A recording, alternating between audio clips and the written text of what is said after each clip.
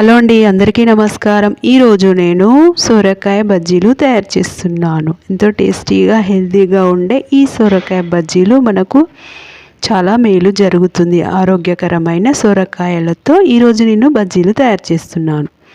సొరకాయ తీసుకొచ్చి శుభ్రంగా కడిగి ఇలా చాలా సన్నగా లేస్ లాగా కట్ చేసుకోవాలి. కొన్ని నీళ్ళు తీసుకొని కొంచెం ఉప్పు వేసి అందులో ఇలా కడిగి తీసి వేరే ప్లేట్లో పెట్టుకోవాలి. వాటికి ఇట్లా బంకలాగా ఉంటుంది, జిగురులాగా, అందుకని కడగాలి శుభ్రంగా. ఒక 5 స్పూన్ల శనగపిండి, 1 స్పూను రైస్ ఫ్లోర్, 1/2 స్పూను జీలకర్ర, 1/2 స్పూను ధనియాల పౌడరు, 1/2 స్పూను కారం, 1/2 స్పూను ఉప్పు.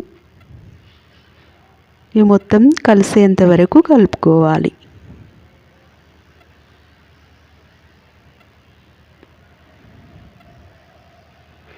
ఒక 1/2 స్పూను కొత్తిమీర సన్నగా కట్ చేసి వేసుకోవాలి.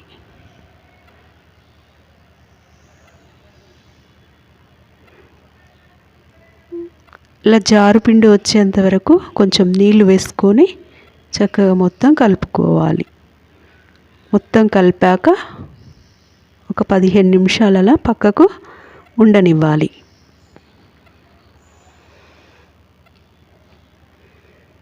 ఇలా చూడండి, ఇలా జారులాగా తయారు చేసుకోండి. ఇప్పుడు ఇవి ఇలా డిప్ చేసుకోవాలి. స్టవ్ వెలిగించుకొని కడాయి పెట్టుకొని ఆయిల్ కొంచెం హీట్ అయ్యాక అందులో ఒక్కొక్కటి ఇలా డీప్ ఫ్రై చేసుకోవాలి.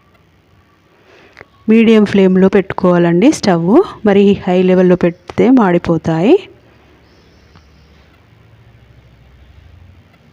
ఇలా ఒక్కొక్కటి చక్కగా కుక్ చేసుకోండి. లోపల బయట కుక్ కావాలనుకుంటే మాత్రం మీడియం ఫ్లేమ్లోనే ఉండనివ్వండి. హై ఫ్లేమ్లో పెడితే పిండి మాత్రమే కుక్ అయ్యి మాడిపోతుంది. అందుకని జాగ్రత్తగా కుక్ చేసుకోండి. ఏ వంట చేసినా కూడా చక్కగా మీడియం ఫ్లేమ్లోనే పెట్టుకోండి ఎక్కువగా.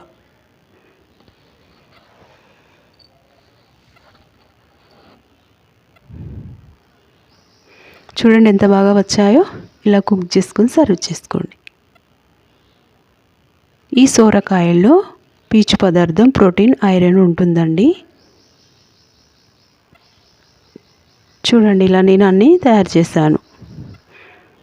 ఈ సొరకాయ ఇంకో రకంగా కూడా కట్ చేసి చేసుకోవచ్చండి. సన్నగా లేస్ లాగా కట్ చేసి చేసుకోవచ్చండి.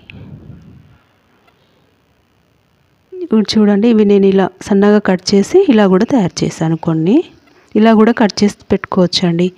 పిల్లలకు ఈవినింగ్ స్నాక్ లాగా తినవచ్చండి. పిల్లలు పెద్దలు తినవచ్చు.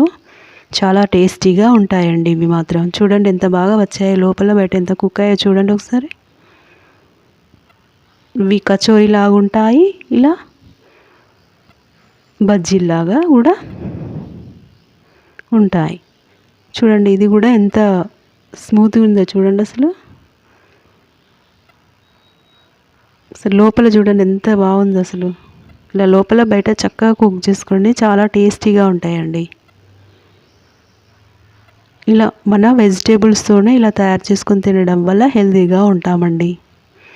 ఆరోగ్యానికి మేలు చేసే వెజిటేబుల్స్తో ఇలా తయారు చేసుకొని మన ఇంట్లోనే చక్కగా తింటే మనం ఆరోగ్యంగా ఉంటాము.